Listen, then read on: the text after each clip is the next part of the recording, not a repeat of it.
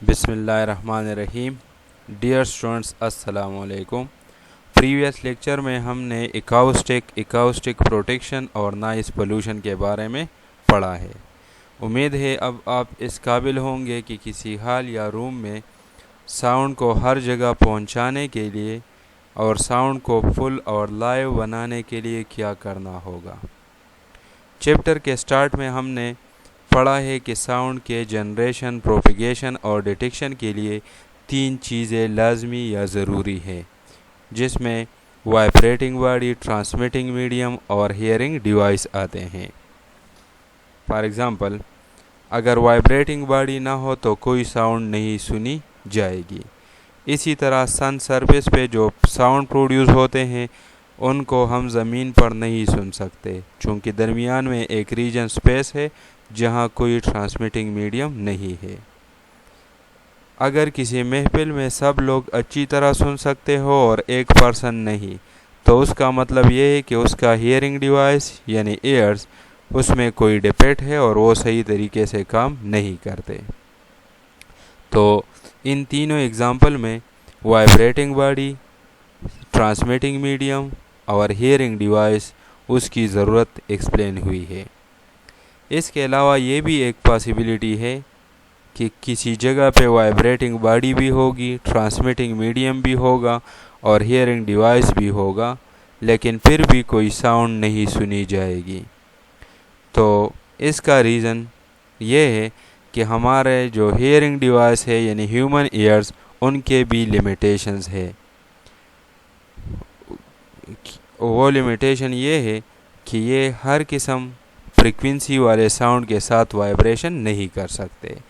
اصل میں ساؤنڈ سننے کے لیے جو بیسک میکینزم ہے وہ یہ ہے کہ جو وائبریٹنگ باڈی جس فریکوینسی پہ ساؤنڈ پروڈیوس کرتی ہے، وہ ڈسٹربنس جب ایئر میمبرین کو پہنچ جاتی ہے تو ہمارے ایئر میمبرین کو اسی فریکوینسی کے ساتھ وائبریٹ کر کے ہم اسی ساؤنڈ کو ڈیٹیکٹ کرتے ہیں. لیکن ہمارے ایئر میمبرین کی کچھ لیمیٹیشنز ہے اور وہ یہ ہے کہ یہ ہر قسم کے ساؤنڈ فریکوینسی کے ساتھ وائبریشن نہیں کر سکتے. اسی لیے جو ساؤنڈ سننے کے قابل ہو، جن کو آڈیبل ساؤنڈ کہا جاتا ہے، تو اس کو فریکوینسی کے بیس پہ کلاسیفائی کیا گیا ہے، چونکہ ساؤنڈ ویو ہے اور اس کی اپنی ایک کیریکٹرسٹک فریکوینسی ہوتی ہے. اسی لیے ہیومنز کے قابل سماعت ساؤنڈ کو فریکوینسی کے بیس پہ اسپیسیفائی کیا گیا ہے، جو آڈیبل فریکوینسی رینج کہلاتا ہے. آج ہم آڈیبل فریکوینسی رینج کے بارے میں پڑھیں گے. فزسٹ نے ساؤنڈ کی کلاسیفیکیشن 3 گروپس میں کی ہے. Classification of sounds. Classification of sound میں انفراسونکس، آڈیبل ساؤنڈ اور الٹراسونک آتے ہیں. تو ہم باری باری انفراسونک، آڈیبل ساؤنڈ اور الٹراسونک کو ایکسپلین کریں گے. انفراسونک وہ ساؤنڈز ہوتے ہیں جن کی فریکوینسی 20 ہرٹز سے کم ہو. اس کی ویو لینتھ لانگیسٹ ہوتی ہے اور یہ انآڈیبل ہوتے ہیں، یعنی ان کو ہم نہیں سن سکتے، اور ہمارے ایئر میمبرین اتنے لو فریکوینسی کے ساتھ وائبریشن بھی نہیں کر سکتے. ویلز، ایلیفینٹس یہ انفراسونک ساؤنڈ سن سکتے ہیں، جس کی وجہ سے وہ لانگر ڈسٹینسز تک کمیونیکیشن کر سکتے ہیں. ایلیفینٹس اور ویلز کا انفراسونک یعنی وہ جو ساؤنڈ پروڈیوس کرتے ہیں وہ بہت لاؤڈ ہوتے ہیں، جو تقریباً 117 ڈیسیبل تک ان کا لاؤڈنیس لیول ہوتا ہے. ایلیفینٹ کا میگزیمم کمیونیکیشن رینج وہ 10 کلومیٹر تک ہے، جبکہ ویلز کا 100 سے لے کر 1000 کلومیٹر تک ہے. ایکسپلوژن، ڈیزل انجن اور وینڈ ٹربائن یہ انفراسونک ساؤنڈ پروڈیوس کر سکتے ہیں. بعض اسپیشل لاؤڈ اسپیکر بھی ہے جس میں روٹری اوپر ماڈل لارج اسکیل پہ یوز ہوتے ہیں، جو سب اوپر سے لیے جاتے ہیں، وہ بھی انفراسونک ساؤنڈ پروڈیوس کر سکتے ہیں. اس کے بعد آتے ہیں آڈیبل ساؤنڈز. یہ وہ ساؤنڈ ہے جن کی فریکوینسی 20 ہرٹز سے لے کر 20,000 تک ہوتی ہے۔ ان کے فریکوینسی اور ویو لینتھ کی ویلیوز انفراسونک سے اور الٹراسونک کے درمیان ہوتے ہیں، یعنی انٹرمیڈیٹ یا ایوریج ہوتے ہیں۔ الٹراسونکس یہ وہ ساؤنڈ ہے جن کی فریکوینسی 20,000 ہرٹز سے زیادہ ہوتی ہے۔ ان کی فریکوینسی ہائیسٹ ہوتی ہے اور ویو لینتھ شارٹیسٹ ہوتی ہے۔ ڈاگز الٹراسونک ساؤنڈ سن سکتے ہیں اور ان کی جو رینج ہے ہیئرنگ کا وہ اس کا ٹاپ اینڈ 45 کلو ہرٹز تک ہے، اور کیٹس کا ٹاپ اینڈ وہ 64 کلو ہرٹز تک ہے۔ بیٹس الٹراسونک ساؤنڈ پروڈیوس بھی کر سکتے ہیں اور ڈیٹیکٹ بھی کر سکتے ہیں، جن کی وجہ سے بیٹس شکار بھی کر سکتے ہیں، اور اس کے پاتھ میں اگر کوئی رکاوٹ ہو تو وہ اس سے اپنے آپ کو بچا سکتے ہیں۔ اسی ایفیکٹ کو ایکو لوکیشن کا نام دیا جاتا ہے، جن میں بیٹس اپنا ایکو سن کے شکار یا رکاوٹ کا اندازہ لگاتے ہیں۔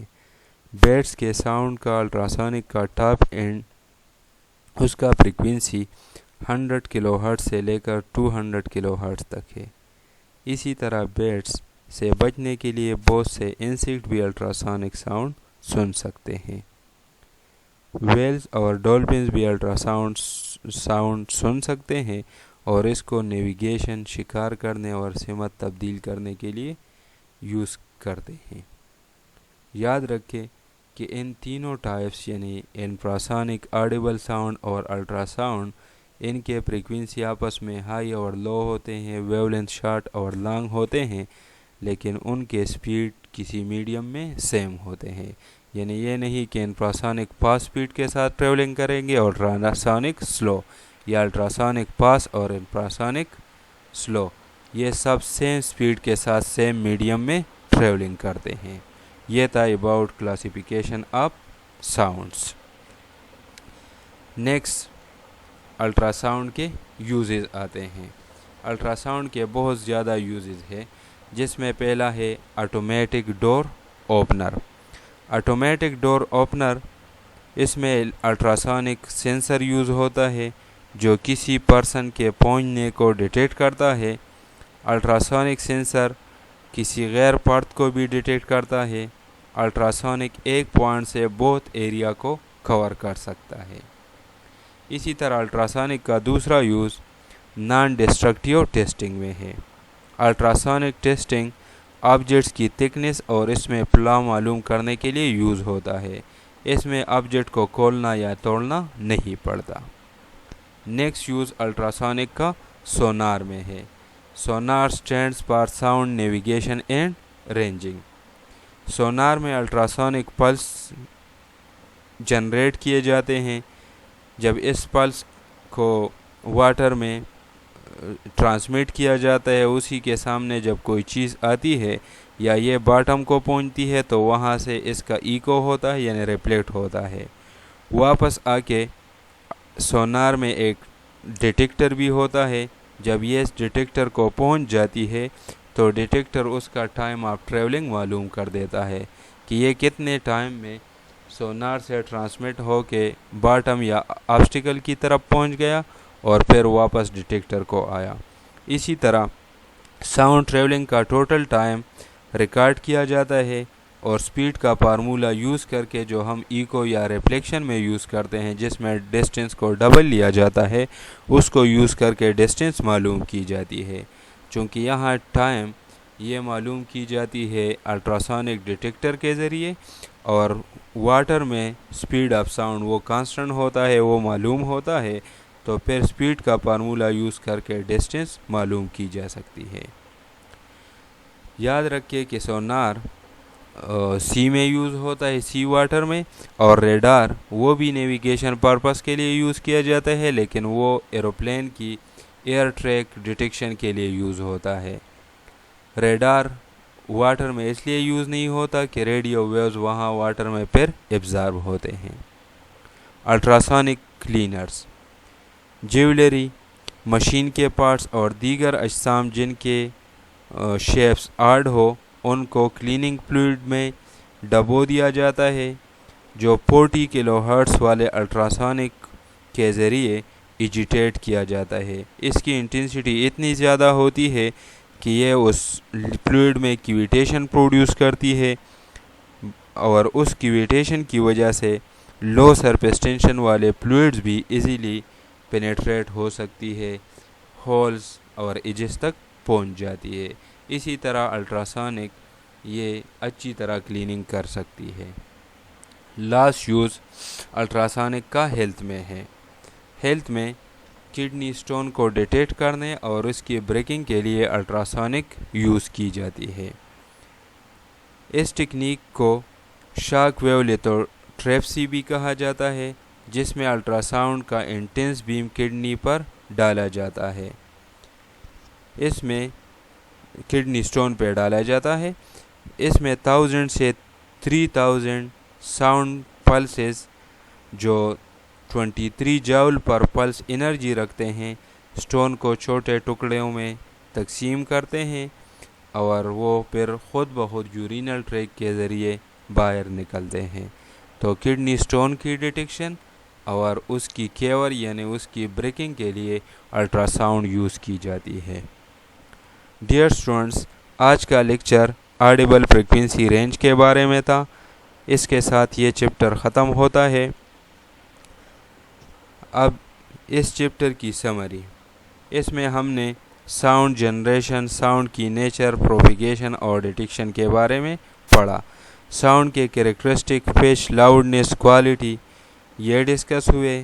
اس کے ساتھ ساتھ ہم نے ساؤنڈ انٹینسٹی کے بارے میں پڑھا، اسپیڈ آف ساؤنڈ اور اس کے ڈیپینڈنس ڈسکس کیے، ریفلیکشن آف ساؤنڈ اور ایکو کے بارے میں پڑھا، جس کے بعد اکاؤسٹکس اور اکاؤسٹک پروٹیکشن بھی ایکسپلین ہوئی۔